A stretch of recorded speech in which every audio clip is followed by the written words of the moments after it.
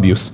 I'm happy to know that the policy reinforces their role in public awareness campaigns, community-based prevention initiatives, and identification of at-risk individuals and areas.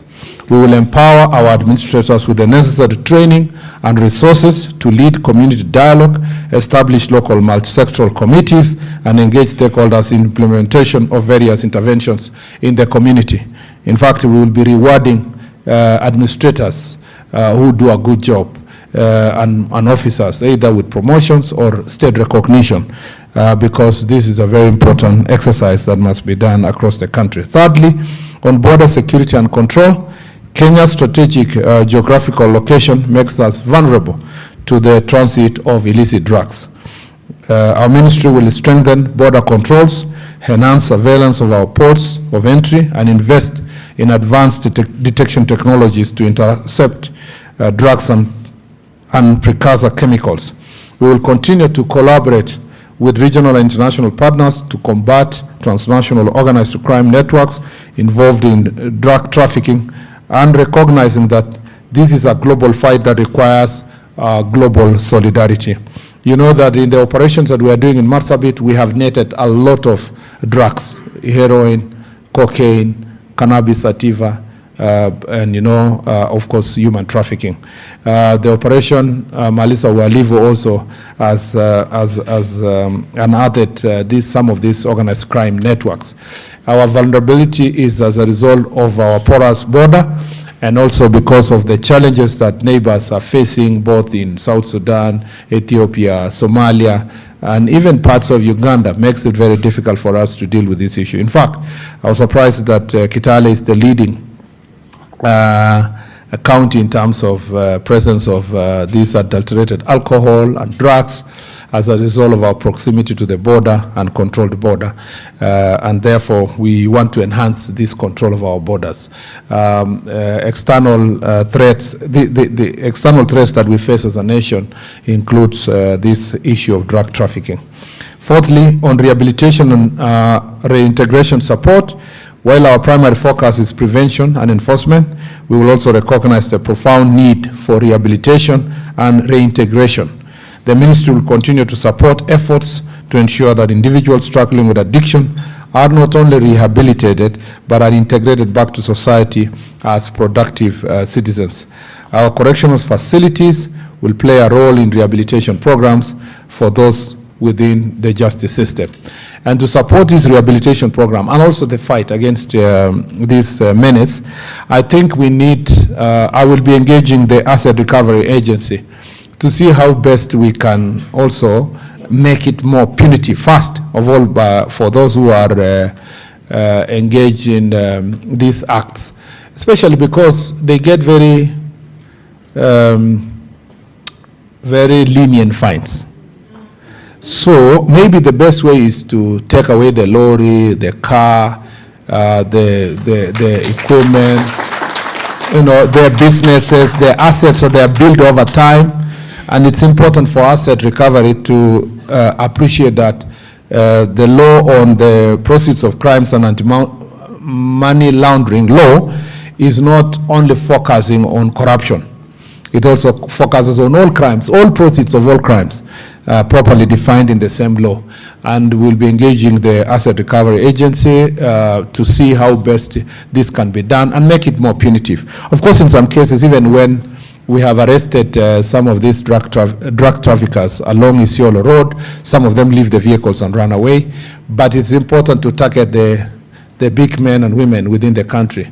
I've realized from the Jukwaa Usalama and the OCS is telling us that the many calls, you see these political leaders who come to us and say, oh, the certain OCS is not doing a good job. OCS and so is fighting me. OCS so-and-so is not supporting government. We only discover later that it has nothing to do with government. These are people who are selling adulterated alcohol. They are supplying these dangerous cheap sachets. And so when the police officers take very serious stand, they camouflage and come back either as government supporters or as people who are interested in the well-being of their voters, only to realize later that these are the serious business, in quotes, men and women. So if we seize these assets and we sell them, then we can get money to build rehabilitation centers. Yeah, some of the money proceeds from the account can be returned to build rehabilitation centers, do awareness, deal with victims, and so forth. And this is an important. The other issue that we must deal with is I have told our county, regional and county commissioners to work with the court, through the Court Users Association, to raise greater awareness with the magistrates and the judges they work with at the local level. The problem we have now is these lenient fines, this problem of insisting on certain level of evidence. It's important to have evidence, but there should be, maybe we need to look at the penal code and see whether there can be presumption, certain presumptions that can be, that for as long as you don't have a certificate to manufacture certain alcohol, it is presumed that it is illicit unless you prove otherwise. Instead of telling the police officer, bring a certificate from the government chemist to show that this is changa. You know, I was in Kitale 2 days ago, and the OCSs are saying, no, it was a chief, and the ACCs, hii ni changa, tumeona ni changa. Hata vile imepigwa vibaya, iko na nguo ya ndani huko ndani, sijui nini. And then unaambiwa na magistrate, okay, sorry, we are releasing the guy, we cannot proceed until you bring a certificate from the what do you call, the government chemist, indicating that this is changa. So you know, especially, I know there are many lawyers here, we understand issues of evidence and so forth, but just imagine that chief being told, you look for government chemist in Kisumu from Kitale to go and test cannabis sativa. Anakuambia hii ni bangi jameni. Wewe magistrate uoni ni bangi. So we have to find other ways of ensuring that this is we achieve the level of enforcement that we want, and the judiciary is very important. In the amendments to the law, we need to discuss and see how maybe the penal code and other legislation can be amended to make it easy. And these are things you only get to know if you go and interact with these people. And that's why I'm telling you, Jukwaa la Usalama has been exceptional in terms of helping us appreciate the real challenges. For example, in Makwiny, there is this assistant county commissioner who told us they arrested somebody with bags of cannabis sativa, took them to court, and then he admitted in court that, oh, sorry, I'm sorry, this was my first time. Then he was sentenced to community service and then released to come and do some community work around where the compound of the assistant county commissioner. So wananchi are passing and they say, sini ule jamaa ndi ule wa bangi. Kwani anapigia chakula county commissioner? So people cannot understand, and some of them come back, you know. In fact, I was told in Baringo that some are arrested and then they are fined 1 million shillings, and they can afford to pay 1 million and come back. So it means it must be very lucrative business. You find 1 million, they come back, they continue. So the only deterrent factor here is to seize their assets and to perhaps make sure that we close their accounts. Then people will start feeling that this thing is very serious. And I think that's where we should go, Bwana CEO, and help us, we work together. I have said too many things, and I'm the one who was saying I'm in a hurry.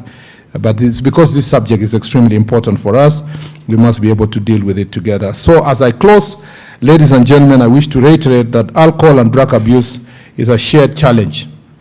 The implementation of this policy is therefore a shared responsibility.